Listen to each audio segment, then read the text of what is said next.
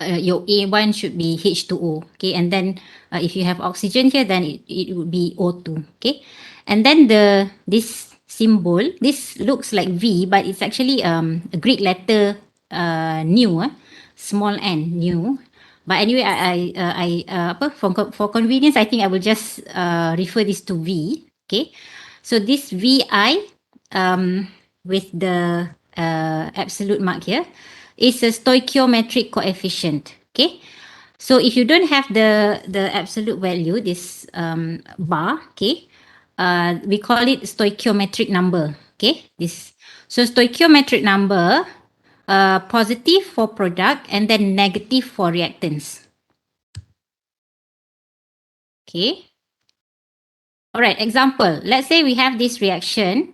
CH4 methane react with water H2O to produce CO, carbon monoxide, and 3H2, hydrogen. Okay, so here the stoichiometric numbers are, okay, so you have the stoichiometric number for CH4, which is -1, because it's a reactant. Okay, so reactant, it must be negative.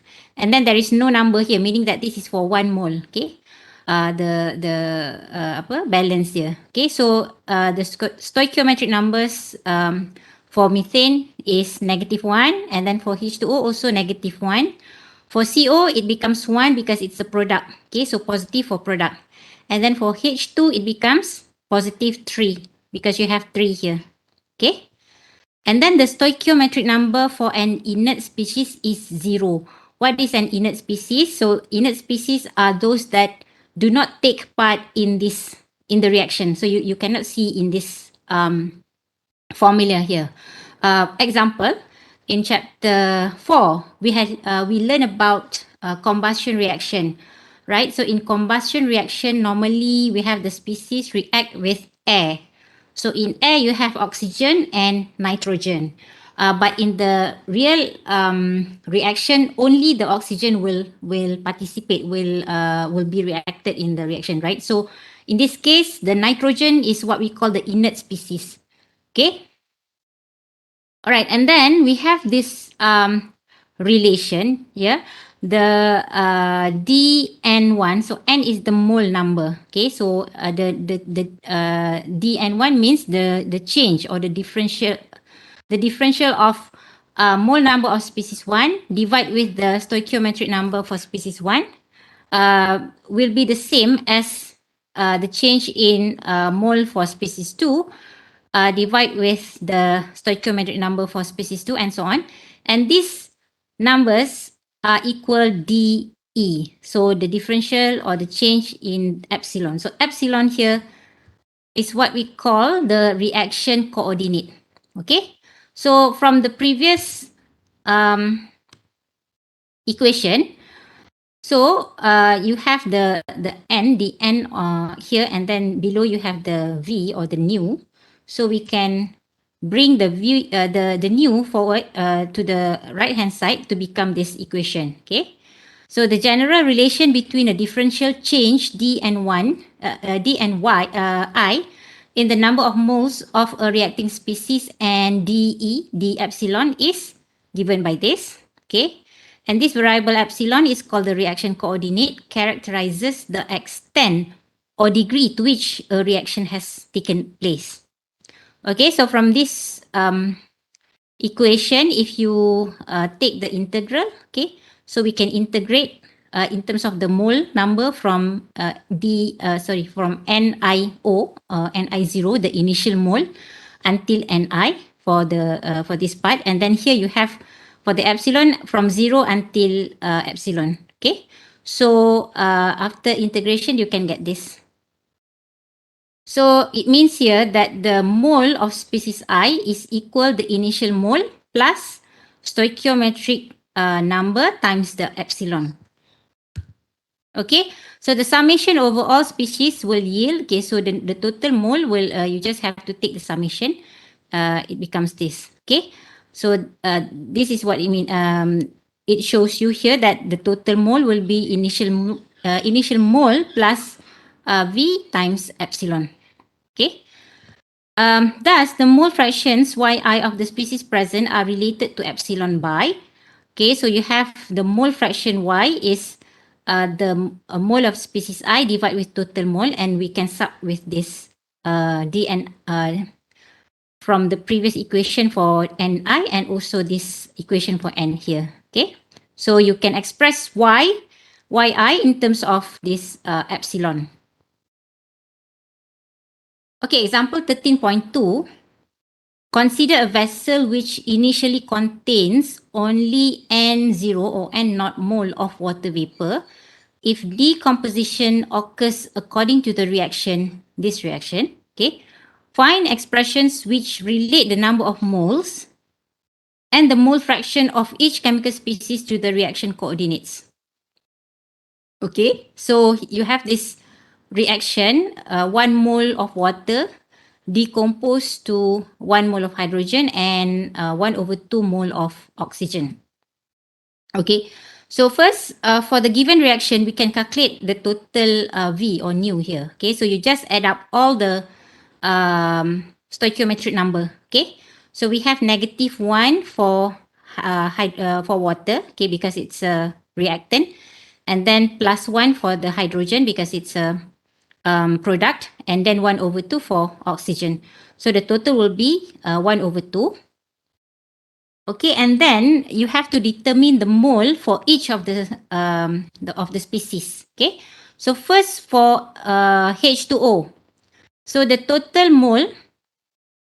So we refer back to the equation. This one, yeah, yang ini 13.4. Okay, so the mole of species I is the initial mole plus the stoichiometric number times reaction coordinate. Okay, so if you apply this equation for the H2O, so in the question, if you refer back to the question here, initially contains only N0 mole of water vapor. So for water vapor, the initial mole is N0, and then plus V epsilon, right? But for water is -1. So here becomes negative and then epsilon. Okay. For H2, there is no initial mole. So only plus 1 times epsilon. Okay. And then for O2, it's also initial mole is 0. Okay. So plus 1/2 times epsilon. So for the mole fraction, it has to be the mole of each species over the total mole. So the total mole here is, so the total mole, okay, total mole is N. Okay, and then here we have N0. The total mole is only coming from H2O, which is N0. And then the total V is what we have calculated here, positive 1/2. Okay, so this is N0 plus 1/2 epsilon. Okay, so here, this. Okay, so you can express the mole fraction in terms of the epsilon. And then the fractional decomposition of water vapor is, so here, if we go back to the question, the question only asks find expression which relate the number of moles and the mole fraction of each chemical species. Okay, so this is extra actually.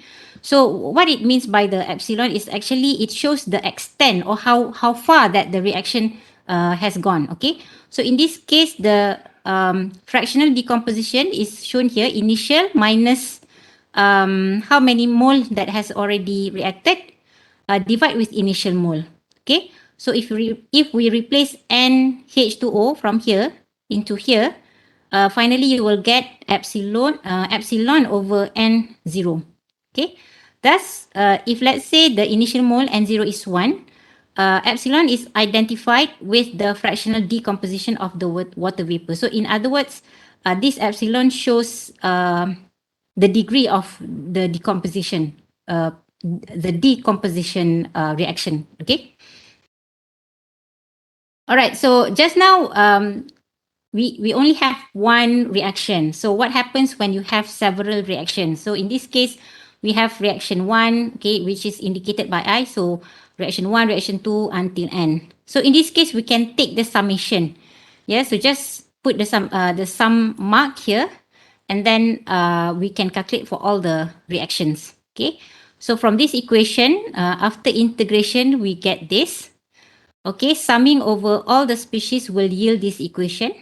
And then for the mole fraction, we have this equation. So probably if you just look at these equations, it's a bit difficult to imagine. But I think from the next example, you can see clearly how to use these equations.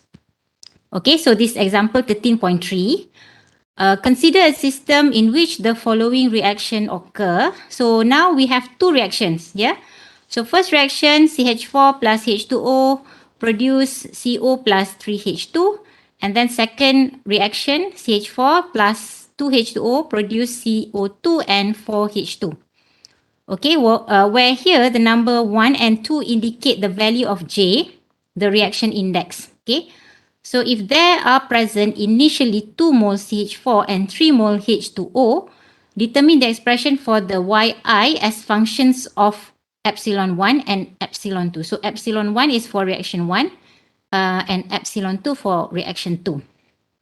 Okay, and then you are given initial mole CH4 2 moles and then H2O 3 moles. Okay, so for the solution, it is easier to solve this question if we do like this. We draw a table like this. So you have here is the number, the reaction number. We have first reaction and second reaction. And then you can list all the products. These are the reactants and then the products. Okay. And then we can list the stoichiometric number. Okay. So here CH4 and H2O are the reactants. So you can see that the stoichiometric number becomes negative. And then these three are the products. So the stoichiometric number becomes positive. And then those that do not that are not in the reaction, it will be 0. Because, for example, reaction 1, you only have CO. You don't have CO2. So for CO2, it becomes 0 here. Okay, so we make a list like this, and then you can calculate the total. So this is the total. Okay, so for the total, you just do the summation. Yeah, so this plus this plus this plus this plus equal this. Okay, same goes with this one. Okay, we plus dapat ini. Okay, so this is your VJ. Okay, for this is reaction 1 and reaction 2. Right, so the question asks to determine the mole fraction in terms of epsilon. Okay, so in this case, we also need to find the expression, the mole for each species and then the total mole. Okay, so for the total mole, total mole is this one, right? So it in the question it's given 2 mole CH4, 2 mole CH4 and 3 mole H2O, right? So the total mole will be 2 plus 3, which is 5, and then plus V for epsilon 1, for reaction 1 is 2, so 2 epsilon 1 plus 2 epsilon 2. Okay, so you have this total mole. So you can see here, it's all the same, yeah? Because all will be over the total mole. Okay. And then for the upper part, which is the mole for each species, then you have to consider for each species. Yeah, for example, CH4, this is initial mole 2 given from the question, and then you have this stoichiometric number -1 times epsilon 1, and then -1 here also times times epsilon 2. Okay, for H2O you have initial mole 3, and then plus -1 times epsilon 1 plus -2 times epsilon 2. For CO, you have only for epsilon 1. Okay, so it becomes epsilon 1 here. For CO, this is for CO, and then for CO2 you have for epsilon 2 only. Okay, and then for H, this is H2. For H2, so it will be positive 3 times epsilon 1 and plus positive 4 times epsilon 2 here. Okay, so this is the answer. Okay, the composition of the system is a function of independent variable epsilon 1 and epsilon 2. Okay, so just now when you have two reactions, so if let's say you have three reactions or four reactions, we can just do the same thing. Okay, so we just add, for example, you can just put here reaction 3 and then reaction 4 and so on, and then we can list all the reaction stoichiometric number and you calculate the total here. Okay. All right, the next topic, application of equilibrium criteria to chemical reaction. Okay, so in the previous chapters, chapter 11, 12 and 10, we have learned about the equilibrium criteria, right? So for chemical reaction, one of the criteria is that the change in Gibbs, the total Gibbs energy will be zero. Okay, so the total Gibbs energy GT is a minimum, and then its differential is zero. So it is shown in this graph. So you have a curve. Okay, and then at the equilibrium, the total Gibbs energy will be minimum. So you have the minimum value here, and then at the same time the differential is zero. Okay, so you can see that you if you have the tangent here will be this point lah. Okay, so here you will have this epsilon value which is called the epsilon E, yeah, which E here means that it's the value for equilibrium. Okay. Okay, and then for the standard Gibbs energy change and the equilibrium constant, okay. So in chapter 11, we have learned about the FPR, yeah, fundamental property relation. Okay, so for single phase system, you have this equation for the differential of total Gibbs energy, D and G. Okay, which is expressed in this equation, and V dP minus NS dt plus this summation of mu times dN, chemical potential. Okay, so if changes in mole numbers and I occur as the result of a single chemical reaction in a closed system, then each D and I may be replaced by the product VI d epsilon. So if let's say this equation applies for a chemical reaction, single chemical reaction in a closed system, then we can replace D and I with this VI d epsilon here. Okay, and then since Ng is a state function, the right side of this an exact differential expression. So we can express as this. And then for the chemical reaction equilibrium, this part should be zero. Okay, a total of summation of Vi times mu I will be zero.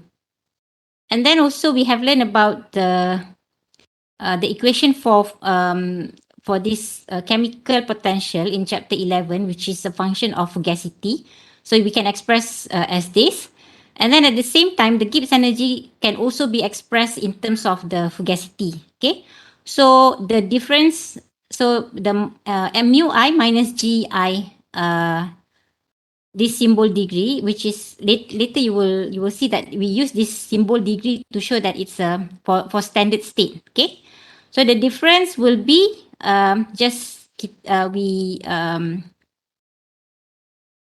we subtract lah. Okay, this equation tolak minus this one, so we get this RT ln Fi hat over Fi 0.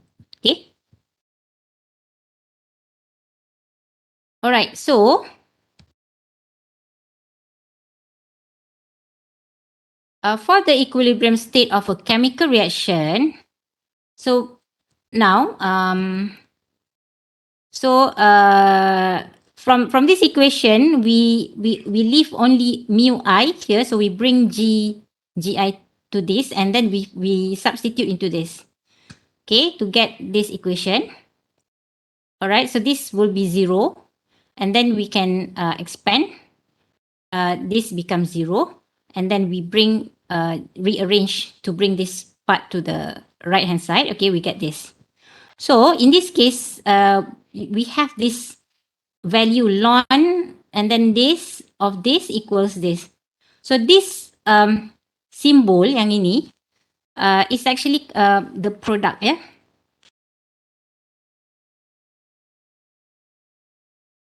Product maksud dia hasil darab, okay. If you have this means summation. Okay, we take all the sum, we add, right? But for this symbol, this is the product. So you multiply all, okay? A multiply B multiply C and so on. For sum is A plus B plus C, so on, okay? So this product of this Fi hat over Fi0 to the power of Vi, okay, is defined as K, which is the equilibrium constant, okay? So if you replace with K here, then we can write K as this. So ln K is this one. So the K can be given as this. So K is exponential of negative G delta G naught or G0 over RT. So this is actually the definition of equilibrium constant K.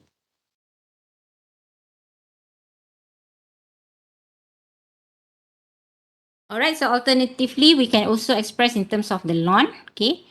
And also by definition, the delta G naught or G0 is defined as the summation of Vi times Gi naught, okay?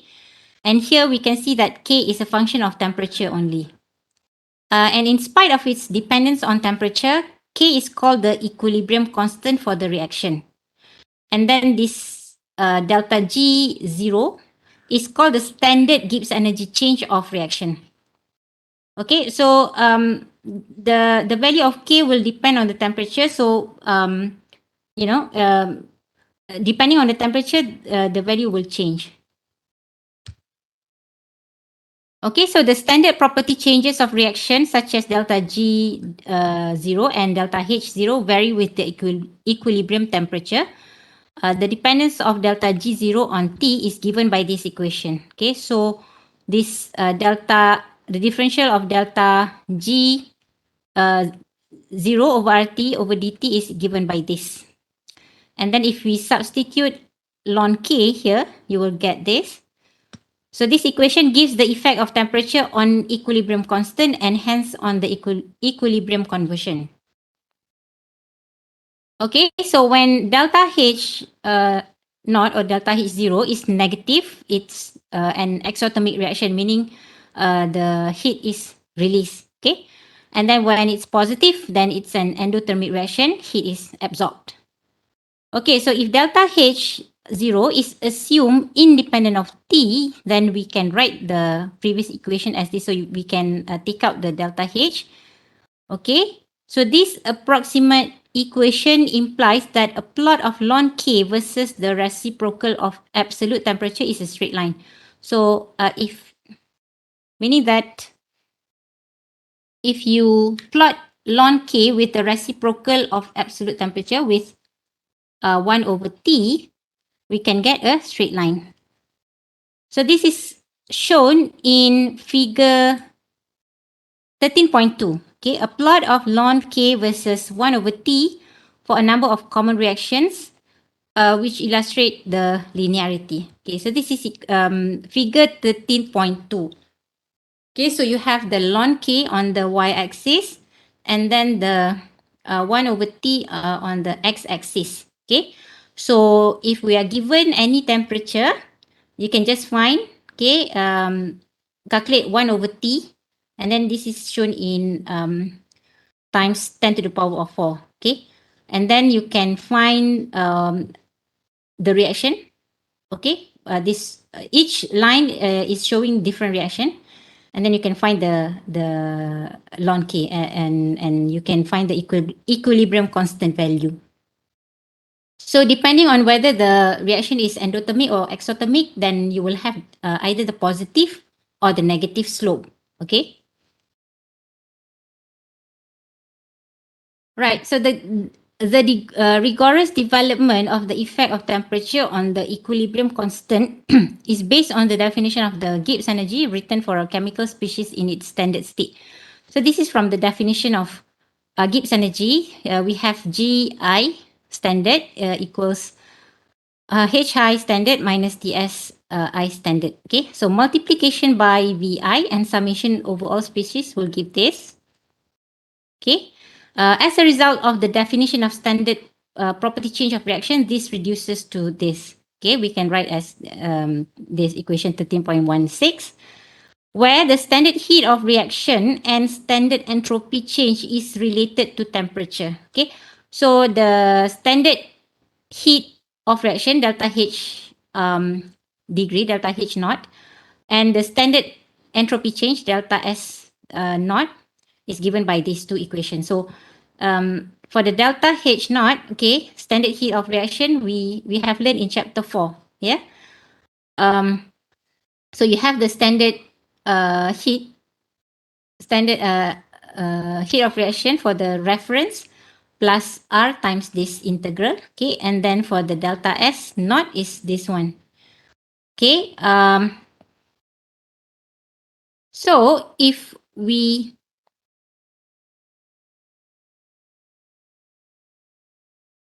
just now, the purpose of doing this is we want to replace the known parameters into the equation. Okay, so from the definition of delta G tadi, you can rewrite delta S 0 naught as this, and then we can sub into the equation for mana tadi ya?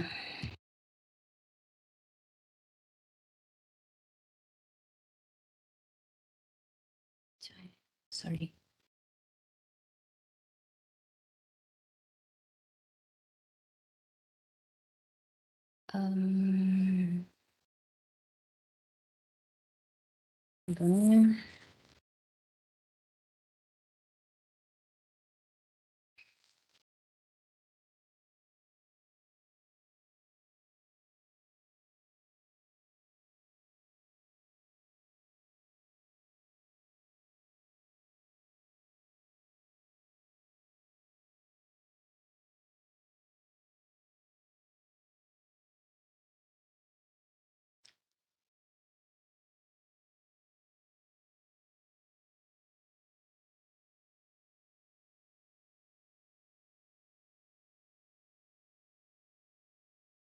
Okay, because we want to insert into this equation delta G naught over RT for the calculation of K. Yeah. So in this case, delta G naught over RT can be rewritten as this. So you have the from the reference standard state here.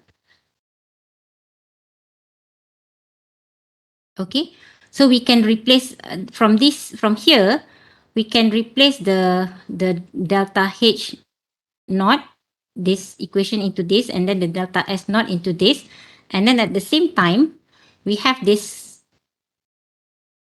yang ini kan, this one we can sub with this one. Okay, so if you sub everything and then we rearrange, you can get this equation 13.18. Okay, so this is how we can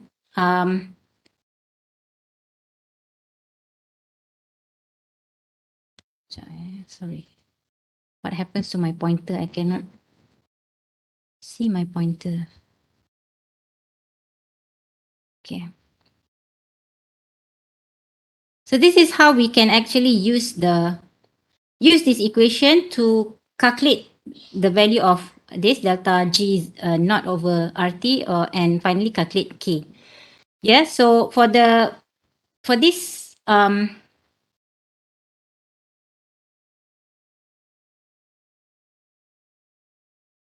Okay, so for the reference for the standard state delta G 0 naught and delta H 0 naught, we can actually get the values from the appendix. Okay, because this is the delta G values for, and the delta H for the standard reference, the standard state. Okay, and then for this calculation, this is actually from chapter 4, and then this one is from chapter 5. Yeah, this one for the heat, and then this one for the entropy.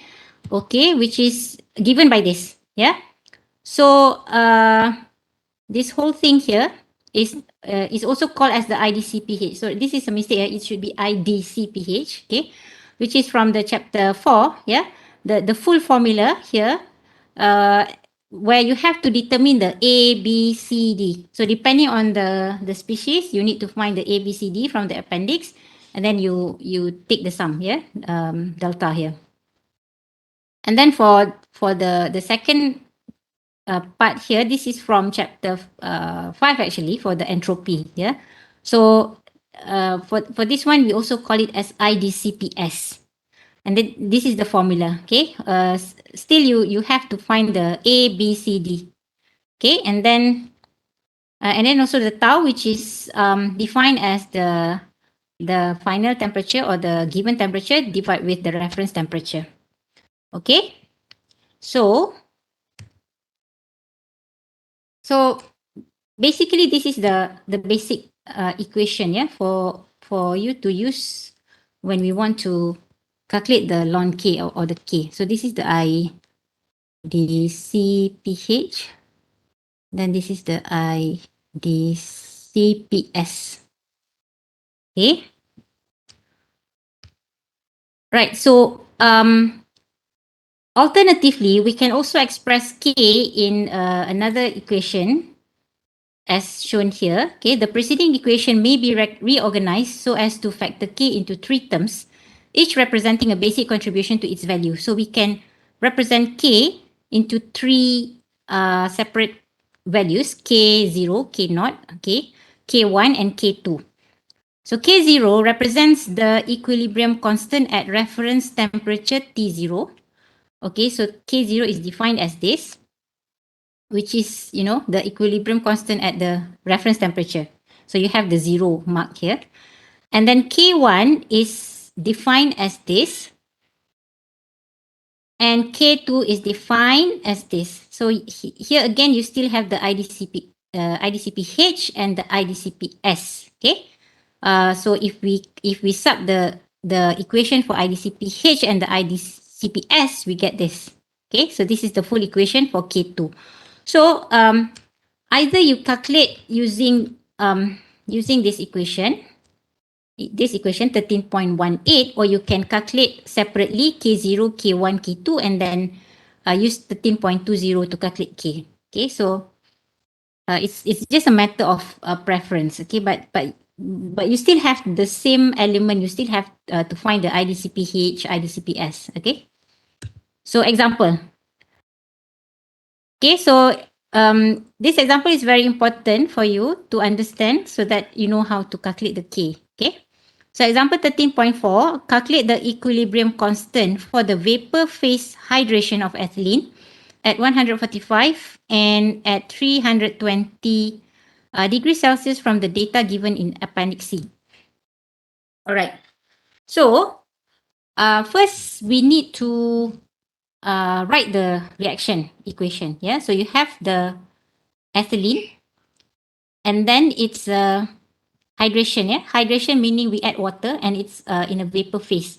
So C2H4 ethylene in gas in vapor plus H2O in gas will yield ethanol in gas, and then you have to balance the reaction. So in this case, it appears that all have 1 mole each. Okay, so this is the balance reaction.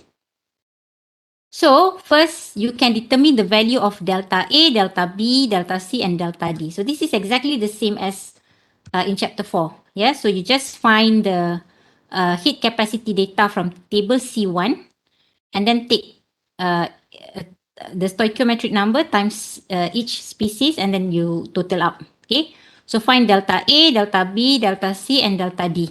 Okay, and then the next step, if we can, is we find the standard heat of standard enthalpy and also the standard Gibbs. So this can be calculated from the heat of formation, standard heat of formation, and the Gibbs energy of formation. So this is from table C4.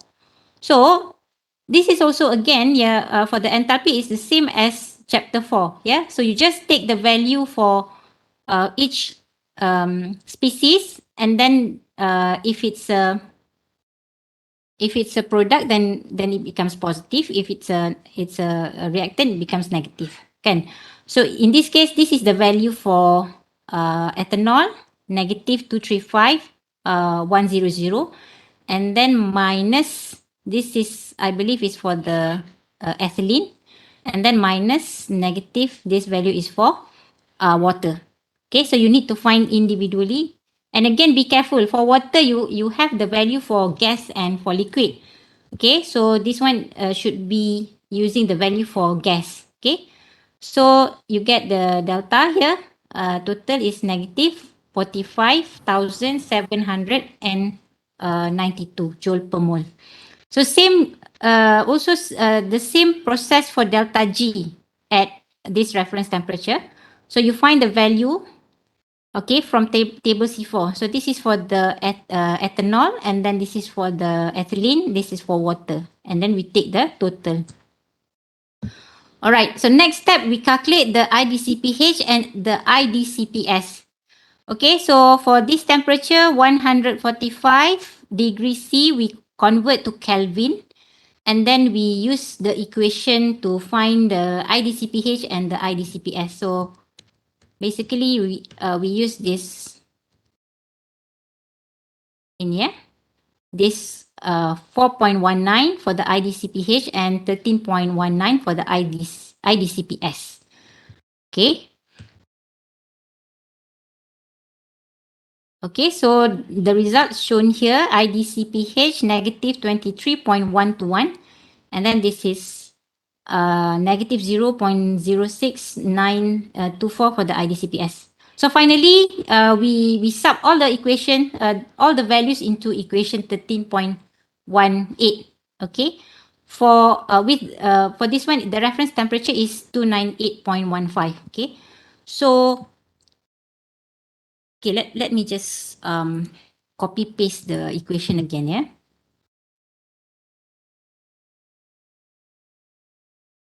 For the okay, I have written here, but it's not showing. Let me.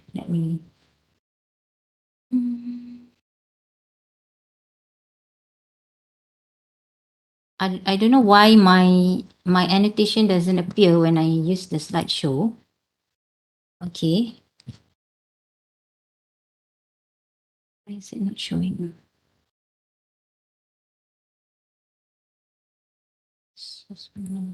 Show. Show. Okay, anyway, it's actually here, yeah. So we have it so delta G at 418 or 145 degrees Celsius over RT is this. Delta G, so this is what we have calculated before, yang ini. Delta H not 298 and delta G not 298 here. Okay, so we sub this for the delta G, delta H, and then over RT. So R T, and then because the delta G and delta H is in SI unit, then you can use the the value of R in SI unit 8.314. Okay, and then here you have the delta H 0 over RT. So again here. So sorry, this is T0, yeah. But supposed to be this is T0, the reference temperature, and then here is the actual T, 418, and then plus the 1 over T times IDCPH. So this is IDCPH divide with T plus IDCPS. Okay, so this total summation will be this one, 1.9356. Okay, so this is the value for delta G over RT. So to find the K, you need to get this exponential. Okay. So, and then because in the question you are asked to find for two temperatures, 145 and 320. So this is for the 320. So if the temperature change, only this the IDCPH and the IDCPS part will change.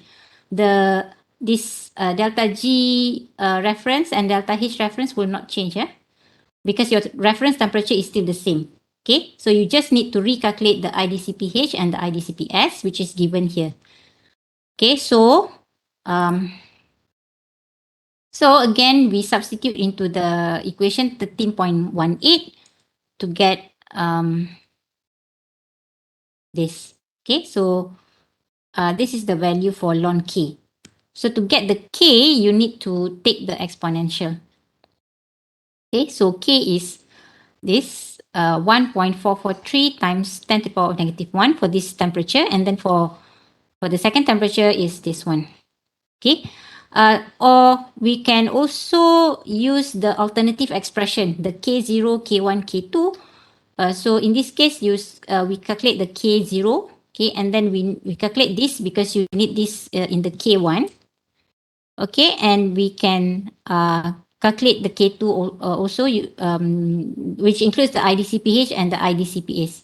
PS. Okay, so this is the results, for the different temperature. So we have the reference temperature and then the first temperature and the second temperature. Okay. So you can get the same result as when you use the equation 13.18. Okay. So here the influence of K1 is far greater than that of K2. This is a typical result and accounts for the fact that the lines on figure 13.2 are nearly linear.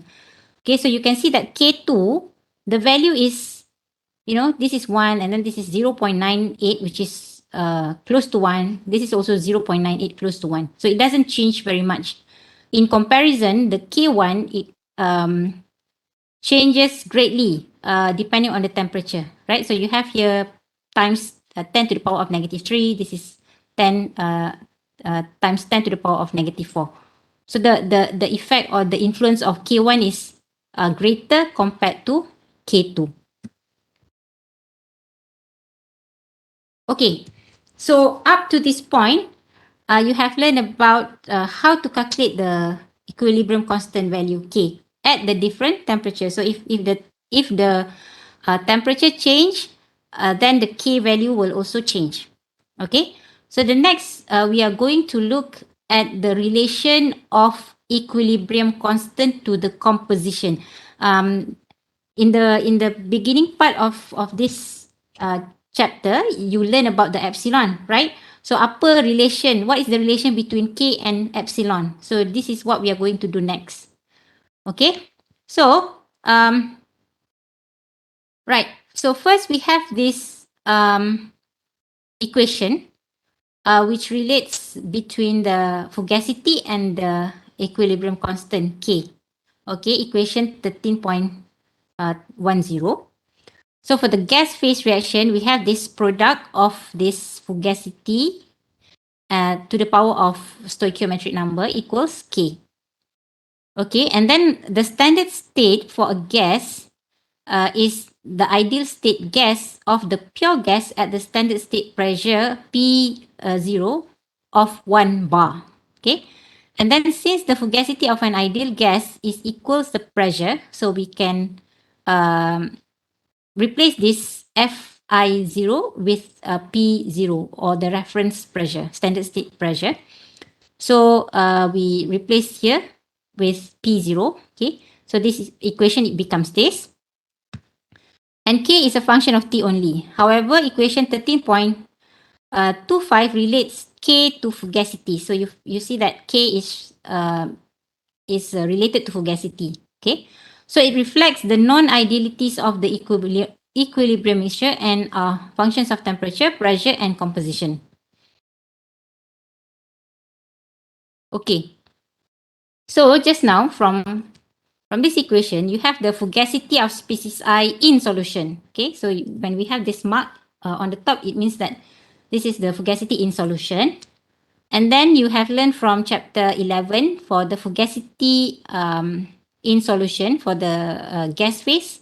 We have this equation. Yeah, so the fugacity of species I in the solution is the fugacity coefficient of species I in the solution times the mole fraction times the total pressure. Okay, so we sub into the previous equation to get this, and then you bring the p from here. You bring it to the right hand side to get this. Okay, so we have this equation 13.26, and then here the v is the total v for each of the species. Okay.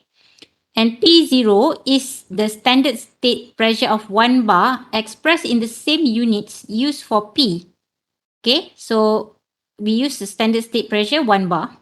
Okay, and then if the equilibrium mixture is an ideal solution, okay, so remember for ideal solution, the fugacity of species I in the mixture will be same as the pure species I fugacity coefficient. Okay. This is from chapter 11. Yeah? For ideal solution, fugacity of species I in the mixture is equal as the pure species I fugacity coefficient. Okay, so we can replace with this. And then, if pressure sufficiently low or temperature sufficiently high, the equilibrium mixture behaves essentially as an ideal gas. So for ideal gas, the fugacity coefficient is 1. So you can remove the term fugacity coefficient. So you are only left with yi here. So here you is 1. So only left with yi. Okay. So it becomes this. Okay. So basically you have this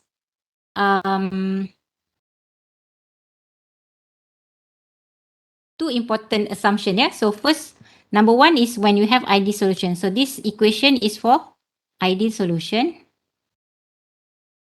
And then for this one is for ideal gas. Okay.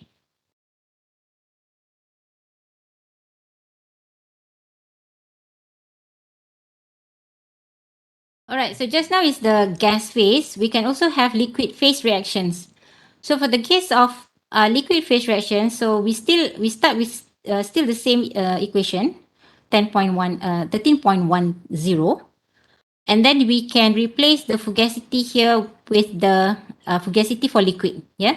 So for the usual standard state for liquids, Fi0 is the fugacity of pure liquid I at the temperature of the system and at 1 bar, which is the reference pressure. And then according to equation 11.87, so we have this equation for the fugacity of liquid. Yeah. So Fi bar, Fi hat equals gamma I xi Fi. Okay, where Fi is the fugacity of pure liquid I at the temperature and pressure of the equilibrium mixture, the fugacity ratio can now be expressed as, so we replace this Fi hat with this one, okay, and rearrange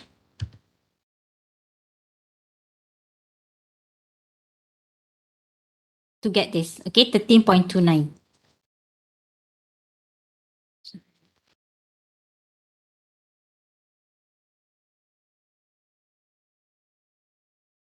Okay, which we will use later. Okay. So, and then we also have from chapter 11, yeah, the difference of Gibbs energy. The Gibbs energy at the given temperature minus Gibbs energy at the reference condition. Okay, equals this RT times ln Fi over Fi0. So if we integrate this equation,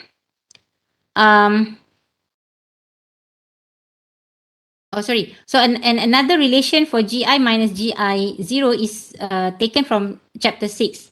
Okay, so we have this integration V dP. So now, because we have, these are the same thing, GI minus GI0, so this this term here is equal this. Okay, we get this. And then since VI changes little with pressure for liquids and solid, so V is the molar volume. Okay, so molar volume for liquid and solid, it doesn't change much with the pressure. Let's say you have water, you have 100 ml of water. Even if you put pressure, normally the volume will stay the same. So that is what it means by changes little with pressure. Okay, so we can assume that this VI is constant.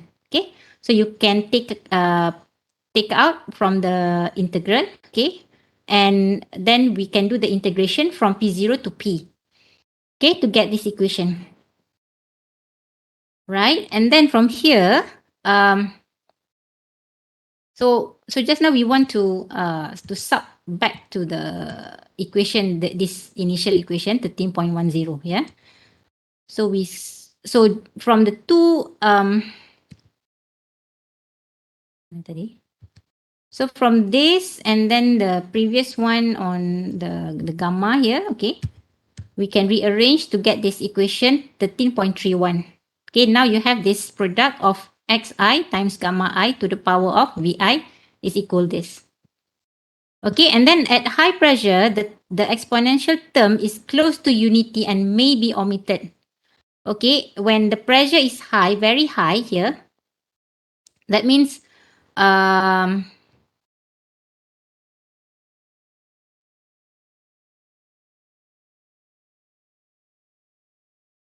okay, when you have high pressure, then the exponential term is close to unity and may then be omitted. So at high pressure, this exponential becomes the whole exponential this will become 1. So you are left with only k. Okay, so becomes this.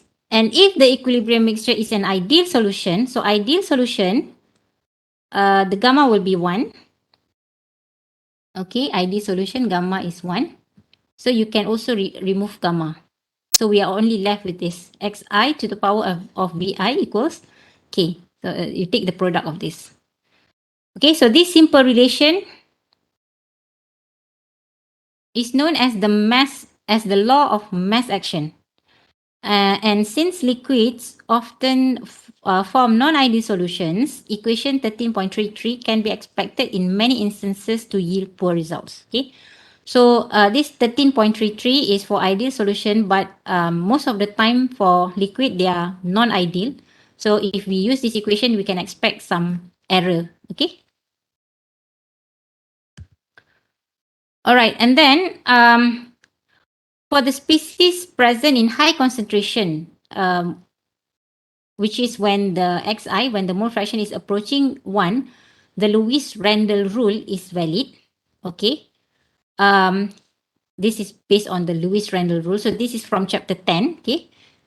And then for species at low concentration, a hypothetical method is used taken as the state that would exist if the solute obeyed Henry's law up to a molality m of unity. So when it's very dilute, it will follow Henry's law. So this is again from chapter 10. Okay, so you can write the fugacity of species I in the solution as this, where m is the molality. So molality is the moles of solute per kg of solvent.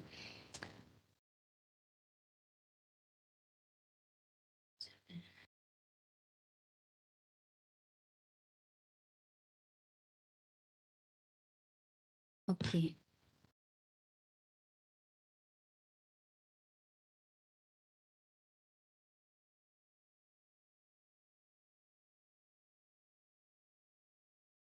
All right, and then for the standard state fugacity, at the standard state, the m is 1. Okay, so k, the fugacity, standard state fugacity becomes ki. Okay, and hence for any species at a concentration low enough for Henry's law to hold, the ratio of fugacity becomes this, kmi. Okay, so based on the relation between the composition and the K, okay, so for the gas phase, okay, So this is for the gas phase. For the gas phase, you have the relation between mole fraction Y and the K. This is the general equation, and then you have for the ideal solution, and then when you have the ideal gas, okay, and then also for the liquid, we have um, the general which one? This one.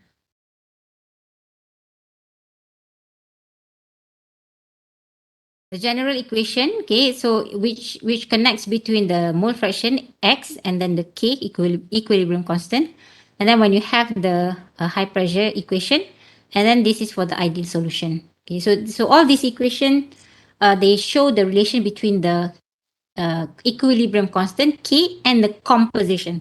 So composition basically means the mole fraction. So when you have liquid, the mole fraction is x. When you have vapor or gas, the mole fraction is y. Okay. So we can apply this relation for the actual reactions. So first, we can have a single phase reactions. Okay, so what it means by single phase reactions is when you have only one phase in the reaction. So meaning that all your products and all your reactants, they are in the same phase. If let's say it's in gas phase, then all in gas. If in liquid, it's all in liquid. Okay, so a single reaction occurs in a homogeneous system. The equilibrium constant is known. So the calculation of the phase composition at equilibrium can be done based on these equations. For ideal gas, we use 13.28. For ideal solution, equation 13.27. This is for gas, or 13.33 for liquid. Yeah, 13.33, this one. Okay, for liquid.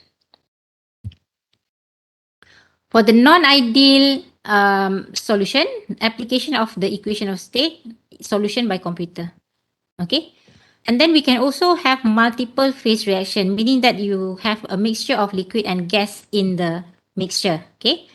So when liquid and gas phases are both present in an equilibrium mixture of reacting species, BLE criterion must be satisfied along with the equation of chemical reaction equilibrium. Okay, so it becomes a bit more complicated. Okay, so for this class, actually, we only cover until gas phase and until ideal solution. Ideal solution. So basically, equation 13.28 and 13.27. Yeah. Okay, so which is you can see actually the how the calculation is done from this example 13.5. 13.5. Okay. So this is the question for 13.5. We have this reaction, water gas shift reaction. CO gas plus H2O gas produce CO2 gas plus H2 gas. So you can see that it's a single phase reaction because all are in gas phase. Yeah, gas, gas, gas, gas. So it's a single phase reaction and it's all in gas phase. Okay, so this reaction is carried out under the different sets of conditions described below. Calculate the fraction of steam reacted in each case and assume the mixture behaves as an ideal gas. Okay, so it's an ideal gas, so you know you have to use equation 13.28. This one.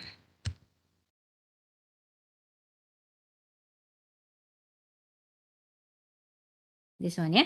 So it becomes simple for you. You don't need to calculate the phi, yeah, fugacity coefficient. Okay. So for the solution, I don't have the solution here in the slide, but I have in a separate PDF file which I will show you later. Okay. But first, let's go through the question. Okay, so first A, we have the reactants consist of 1 mole of H2O vapor and 1 mole of CO. So you're given the initial mole. Okay, the temperature is 1100 K and the pressure is 1 bar. Okay, and then B, same as A except that the pressure is 10 bar. So the pressure change. C, same as A except that that 2 mole of N2 is included in the reactants. D, the reactants are 2 mole of H2O and 1 mole of CO. Other conditions are the same as in A. E, the reactants are 1 mole of H2O and 2 mole of CO. Other conditions are the same as in A. F, the initial mixture consists of 1 mole of H2O, 1 mole CO, and 1 mole of CO2. Other conditions are the same as in A. And G, same as A, except that the temperature is 1650 K. Okay, so this is the question. And I'm going to show you the solution in this in another file. Okay.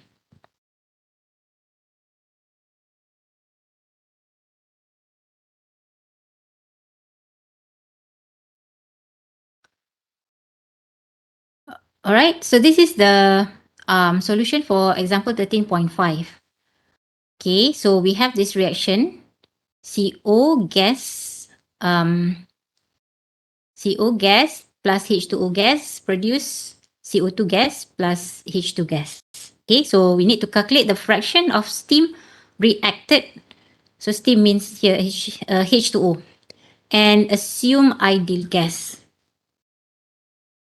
Okay, so all right, for ideal gas, we know that we have to use this equation, 13.28, yeah. So basically, you just need to find the yi, the mole fraction, and then you have and then find the k here.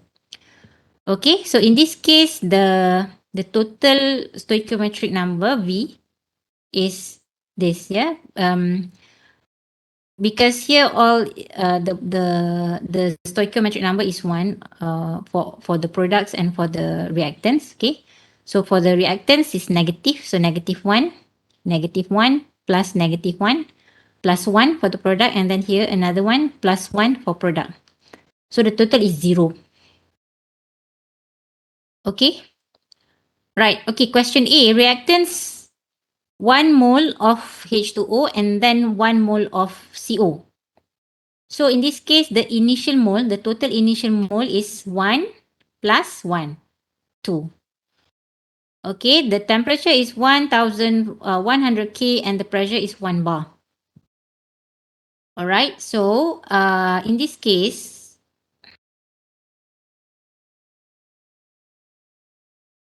so first you can apply, you can use this equation 13.28 and then express in terms of the mole fraction. Okay, so you have so what it means here, okay, you need to take the product of each species mole fraction times each species stoichiometric number. Okay, so we have at the top here for the products, and then for the below here is for the species for the reactants, because the reactants the stoichiometric number will be negative, right? So you can bring it to this to the lower part. Okay, so and then because all the stoichiometric number they are all one, semua satu kan, one, so it becomes one. You don't have to write anything here lah. Okay, so you have the mole fraction for CO2, which is the product here, and then the mole fraction of H2 divide with the mole fraction of the reactant, so for CO and H2O. Okay, and then this is equals okay, now pressure is 1 bar, and then so that means your P equals 1. At the same time, our P0, our reference pressure is also 1 bar. This is standard. Okay, it must always be 1 bar. So 1 divided with 1 is 1. And then because your V is 0, sini 0, so anything power of 0 becomes 1, right? So you are only left with K. So that's why you write only K here. Okay, only K remains. All right, and then we need to find this value of K. Now, for this reaction, you can actually find the reaction from the figure 13 point berapa tadi 13.2. Okay, so you can find the value based on the given temperature. So the given temperature is 1100 K. Okay, so that means Okay, let's look at the figure, yeah? Figure 10.2. So I will stop share this one and go back to the slide just now. Okay, mana tadi? Where is the figure? 13.2. Okay, this one. Okay. Right, so you have, where is the reaction?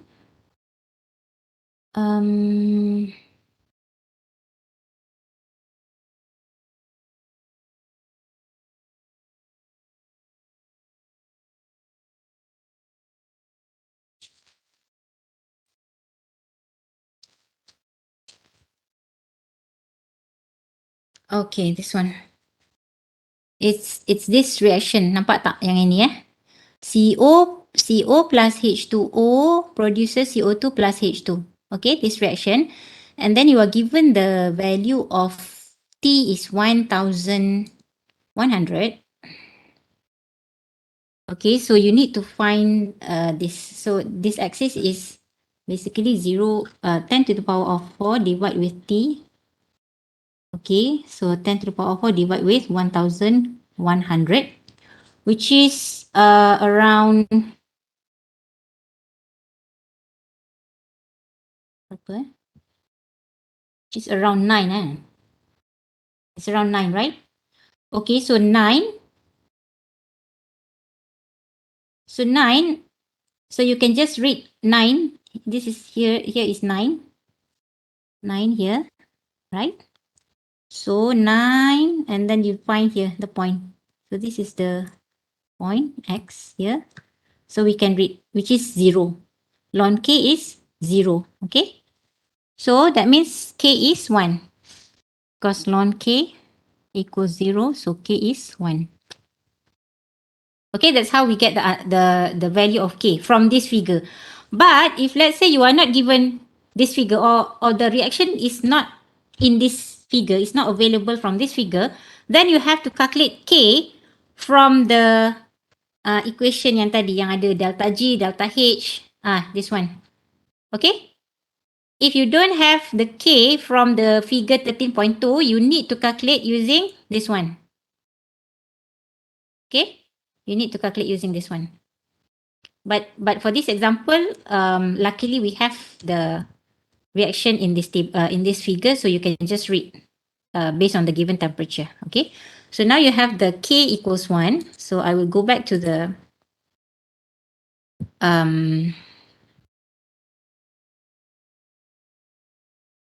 PDF just now. Okay. All right. So we have here K equals 1. Okay, and then the next step is you need to find the expression of mole fraction in terms of epsilon. Yeah, so yang ini kita belajar tadi. Just now we do it in the first part of of this chapter. Yeah, so you need to find the expression of mole fraction in terms of epsilon. So in this case, we write as epsilon E because this shows that the equilibrium value of reaction coordinate. So this reaction is in the equilibrium state. Okay, so for the okay, so first we have for the CO. So CO is a reactant, and then you are given initial mole is 1. Yang ini 1 mole of CO. So you have 1 plus -1 plus -1 times epsilon E. So you have 1 minus epsilon E, and then the total mole is calculated from here. Okay, we have N equals N0 times VE. And then because your V is 0, so epsilon cancel lah. You are only left with N0. So N0 is 2. So 2 here. Okay. So total mole is 2. And then for H2O, same as CO. Yeah. You have the stoichiometric number is -1. And then initial mole is 1. So 1 minus epsilon E divided with 2. For CO2, there is no initial mole. Okay, and then it's a product, so it's positive. 1 mole, so it becomes epsilon E over 2. Same goes with H2. All right, so we substitute this y into this equation. So you get this, okay, expression of epsilon, of k in terms of epsilon. Okay, and this whole thing is equals 1, so we can solve this equation, yeah? So you can solve to find the value of epsilon e. So after, we simplify this equation, and then finally we get epsilon e equals 0.5. Okay, so this epsilon is, it is the value of how much the reaction has occurred. So if we are referring to the steam, it means that this is the fraction of steam that reacts in the reaction, 0.5. Okay, so in this case, the question asks you to find the fraction, calculate the fraction of steam reacted. Okay, so in this case, 0.5 reacted divide with initial mole, which is 1. So in this case, the fraction of steam that reacts is essentially equals to epsilon, 0.5. Okay, so that is question A. Alright, so question B, same as A, but now the P is 10 bar. So dalam A, just now A, the P is 1 bar. Alright, so now P dalam ni, here, the P becomes 10. So what happens? Okay, in this case, the pressure actually does not give any effect because you have the stoichiometric number, the total stoichiometric number 0. So this, no matter what is the value inside, because this is power 0, it becomes 1. Okay, so in this case, the pressure has no effect. Yeah, because V is 0. But if you have value for V, then you will have some effect. The pressure will give some effect to the equation here. So in this case, still the epsilon E still the same as 0.5. Okay, so for C, same as A, but 2 moles of N2 included in the reactant. Okay, so now N2 is an inert species because it does not react, it does not take part in the reaction. Okay, so it's an inert species. So the total mole, the initial mole does not change. Sorry. The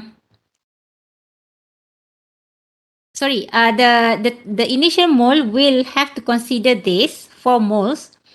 However, the equation A does not change. Here, equation A, this A does not change. So now you have 4.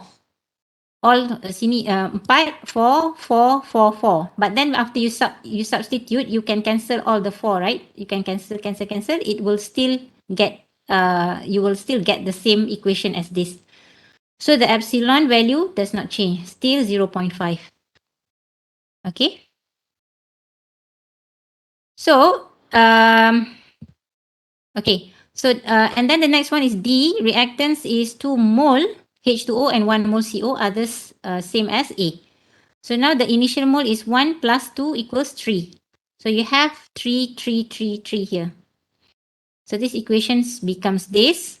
And then at the same time, the above part will also change.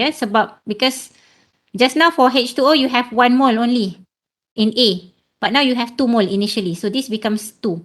2 minus epsilon E. Yang lain sama. The rest are the same. Only this part change. So this part change. So this equation also change. Okay, so you need to solve for E, epsilon E. And this is the answer. Okay, 0.66667.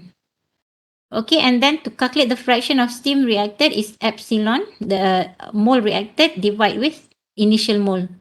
So in this case, 2 mole, initial is, so you need to divide with 2.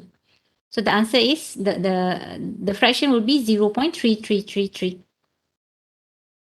Alright, so for E, reactants 1 mole H2O, 2 mole CO, others same as A. So now it becomes terbalik, dia tukar. Just now is 2 mole H2O, 1 mole CO. But now it's 1 mole H2O and 2 mole CO.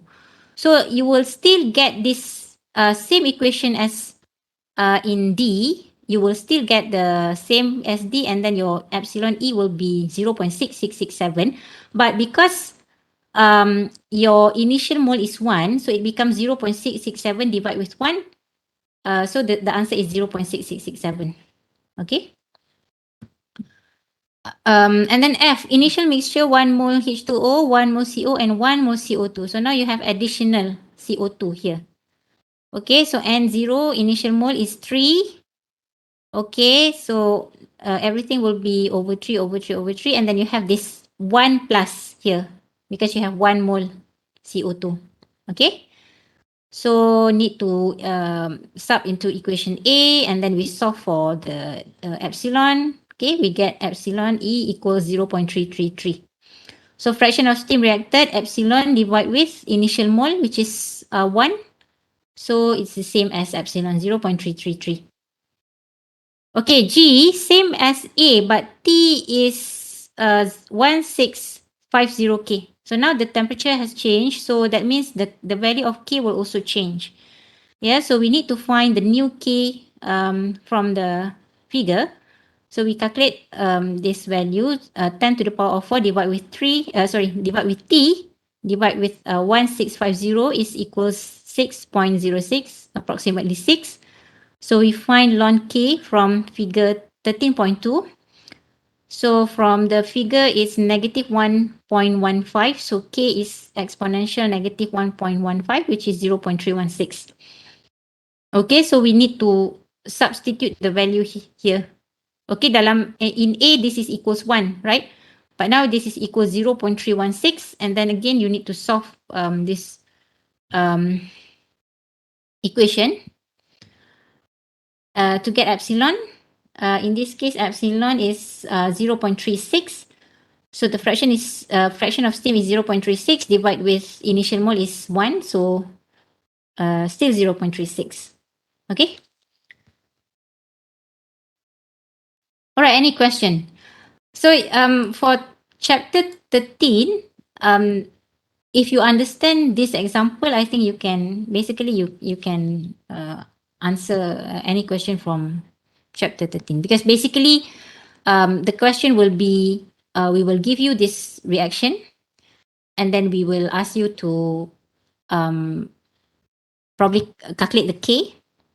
Okay, if you can find the reaction from figure 13.2, you are lucky. You can just read from the temperature. If not, then you have to calculate K using the equations just now. You need to find the delta G, delta H, the IDCPH, IDCPS. Okay. And then from there, you will be asked to find the relation between K and the composition. And then depends whether it's an ideal gas or ideal solution. Okay. This equation will change. All right. So basically, that is all about chapter 13.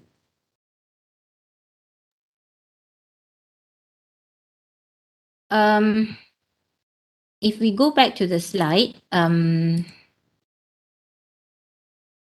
there is also the last page is actually another example. Example 13.10, 13.10. This is an example of multiple phase reaction. So you have mixture of liquid and vapor in the mixture. Okay. So if you can refer to your textbook for the solution, yeah, because we don't cover this one. Okay, just for this class we only cover until the single phase reaction. Single phase reaction, gas phase, and then either you assume ideal gas or ideal solution. Okay. Any question? Okay, doctor. Okay, so we still have time, so maybe I can share some past year's question from this chapter. Actually, I have shared in the e-learning, yeah. Question from last year and last 2 years. Okay, maybe I can share again. Where is it?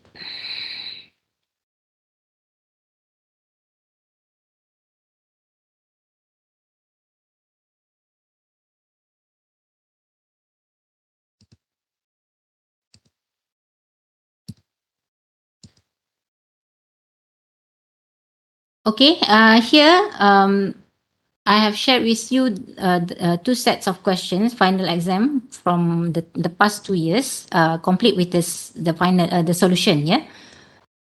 So let's look at this one. Alamak, sekejap, I need to insert my.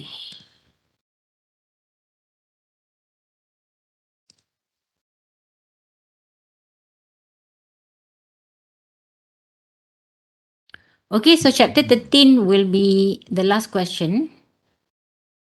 Ni eh. Okay. Right, so this is the question. The following reaction reaches equilibrium at 550 degrees C or 823.15 Kelvin and 1.5 bar. Okay, you're given this reaction. 4 HCl gas plus O2 gas produce 2H2O gas plus 2Cl2 gas. If the system initially contains 5 mole HCl for each mole of oxygen, A, determine the equilibrium constant K, and then B, determine the composition Y of the system at equilibrium as functions of epsilon, and C, without performing the actual calculation, describe how you can determine the value of epsilon based on the assumption that the equilibrium mixture behaves as an ideal gas. Okay?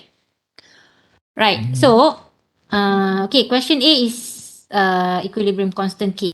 And you can see that the marks is quite high, right? 15 marks.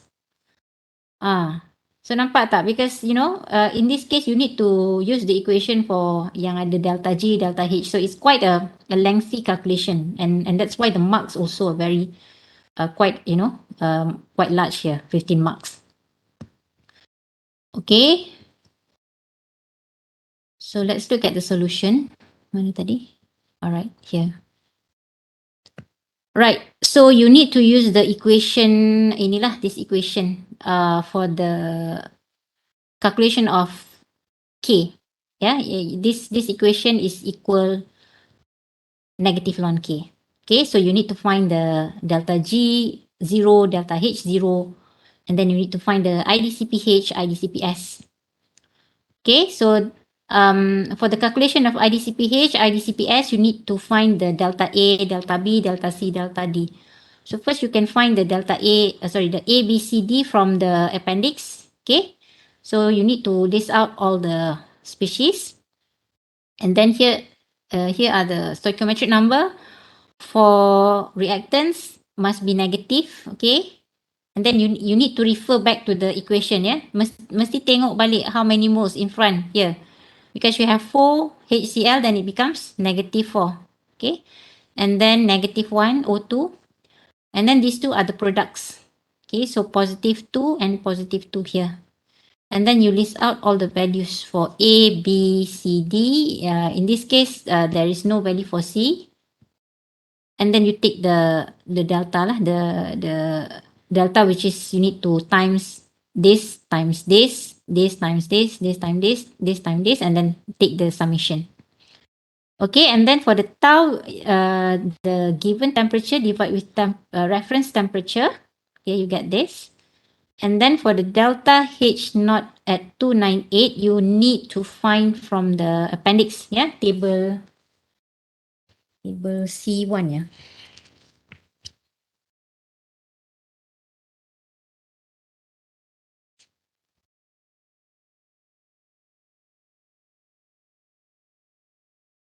Sorry, the ABCD is from table C1. The delta H naught, delta G naught at the reference temperature is from table C4, yeah, C4. Standard enthalpies and Gibbs energies of formation at 298.15 Kelvin. So yang ini pun sama, you need to consider the apa tu? I do not write down here. I just write the final answer. But basically, you need to find the individual delta H naught and the delta G naught, and then you need to times the stoichiometric number and then take the total. Okay, so we find this delta H naught and the delta G naught. and then calculate the IDCPH, IDCPS, and then finally you sub into all this into this equation. Sub everything, and then we get delta G naught over RT is this one. So K, this is equals a negative ln K. Okay, so you take this K as the exponential of negative this one. So we get K equals 2.366. Yeah. Okay, so this is 15 marks. So you can see why it's 15 marks because there are so many calculations. You need to find the delta A, B, C, D, and then you need to find the delta H naught, delta G naught, and then you find the IDCPH, IDCPS, and then finally you need to sub into this, and then finally you take the exponential. Okay, baru dapat K. Right, the second question, you need to express the composition at the equilibrium as the functions of epsilon. So basically you need to find y in terms of epsilon. So you need to find the total mole and then the total V. Okay. So in this case, again, you can in this case, I make a list like this because it's much easier to see. So this is the stoichiometric number. So -4 for HCl is a reactant, -1 for O2 is a reactant, and then we have 2 for this product and then another 2 product here. So the total, just add here, -4 plus -1 plus 2 plus 2 is -1. Okay, so your V is -1, and then we also need to find the mole.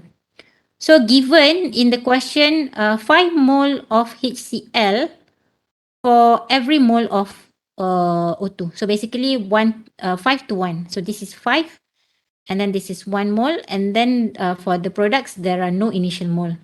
So 5 plus 1 is 6. Okay, this is N0. Okay, so for N is N0 plus V times epsilon. Okay, because your V is -1, so it becomes negative epsilon. So N is 6 minus epsilon. So the yi for each species, you need to find the bottom part will be all the same. All negative 6 minus epsilon, 6 minus epsilon, all the same. But the top part will be different based on the species lah. Okay. For the HCl, you have 5 initial mole minus 4 epsilon. And then for the O2, you have 1 initial mole minus epsilon, minus 1 here. For H2O, no epsilon, no initial mole, so 0 here, plus 2 times epsilon, so 2 epsilon. Cl2 pun same. Alright, so this is the answer. So your answer is this lah, YHCl equals this, YH2O, O2 is this, YH2O this, and YCl2 is this. Okay, so this yang ini berapa markah tadi? I think it's 10 marks for this. Okay, and finally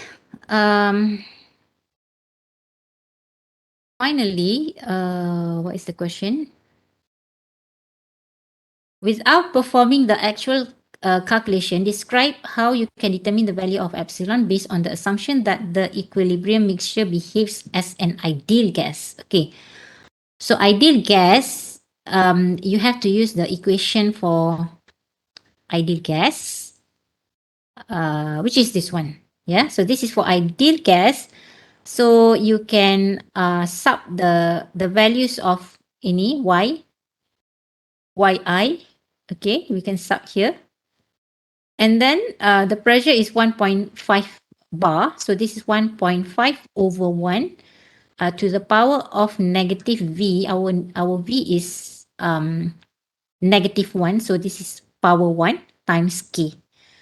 And you are not asked to solve, because if you are going to solve it, it will be very, it's a bit tricky juga lah, because you have the K value and then you need to find the epsilon. Okay, so you are not asked to solve, you are just asked to explain. So in this case, you can explain like this, substitute y, which is in terms of epsilon, and then the VI, and then the P, okay, P naught and K into the above equation, we can find the value of E.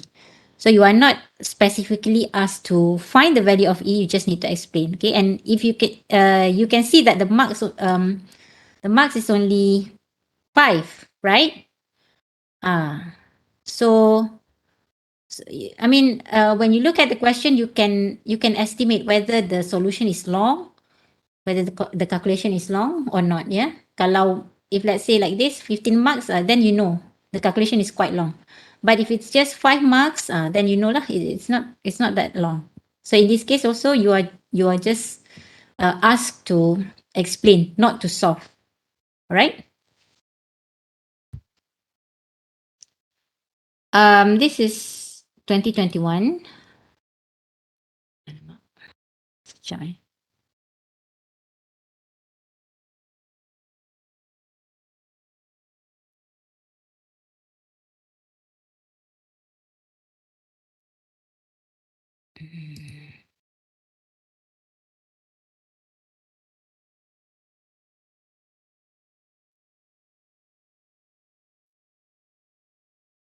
Okay, this is another set of question from 2020.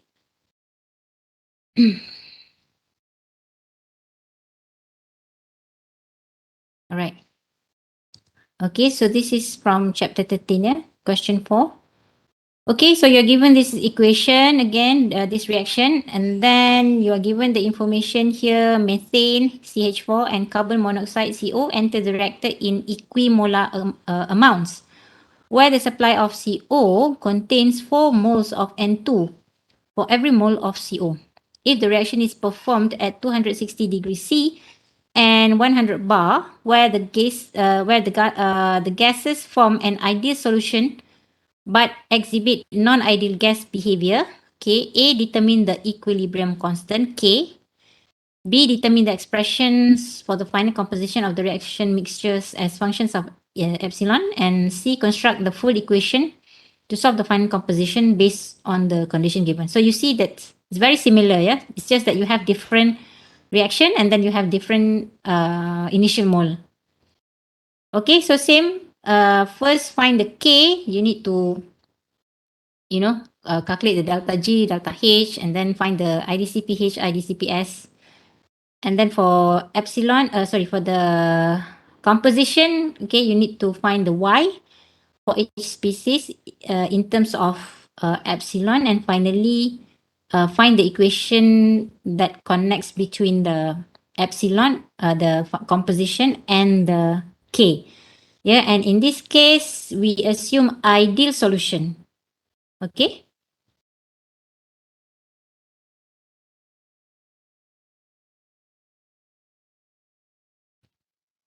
Right, so this is the solution.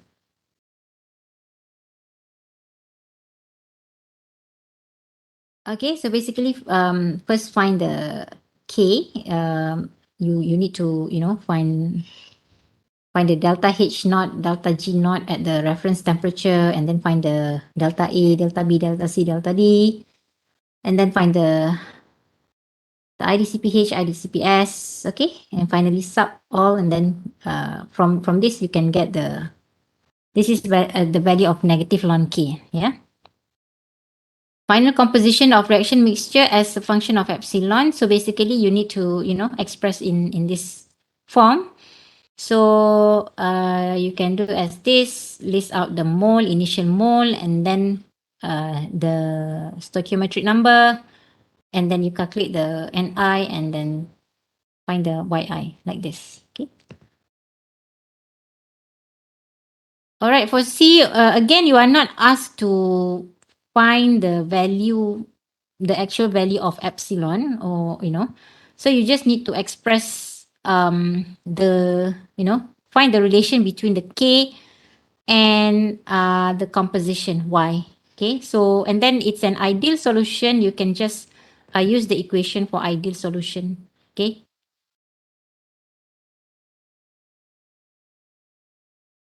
So as long as you show the correct equation for the ideal solution, then you will get the marks.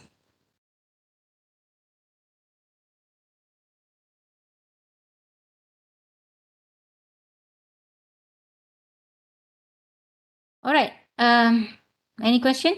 So basically, we have finished chapter 13. For the rest of the, I have shared the final exam question in your e-learning, so you can refer for the other chapters as well. Okay. All right. So okay. Oh yeah. I have also added another assignment. Assignment 3. So assignment 3 covers chapter 10, chapter 12, and chapter 13, and also chapter 14, the beginning part, gamma phi formulation. So for this assignment 3, I don't make it compulsory for you to submit, but I have given the final answer here. You can try by yourself. But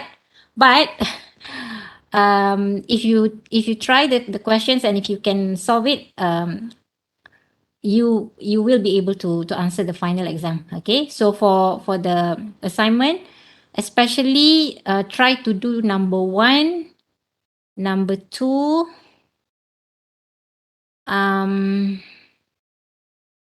number 4, number 5,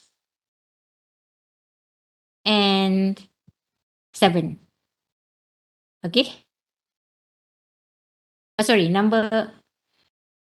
just now what did I say? Number 1, number 2, number 3 is okay. Number 4, yeah, you can try number 4, and number 5, and number 7. Okay. So and I have also included the solution, but you need to submit. You need to make a submission before you can access the solution. Okay. All right. Any questions?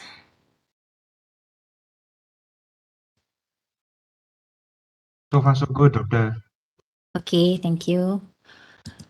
All right. So, so for the recording also, there is no due date. I don't specify any due date, because it's not compulsory to submit. But if you submit, you can access the solution. Okay. No due date. So all the best to you for your final exam. Okay. In the meantime, if you have any questions, you can WhatsApp or you can meet me in my office. Later, I will also share the video. For section 1, I will share with you, with Dr. Hidayah, and she will share with you. Okay. All right. Any last words? I'm very sorry that we don't, we don't manage to have the final class face to face. But yeah, we will see you again during the final exam. Okay. All right. So thank you, everyone. Please take care of your health. Okay. And yeah, any problem, you just WhatsApp. Okay. So I will stop here. Yeah. All right. Okay. Thank you, everyone. All the best to you.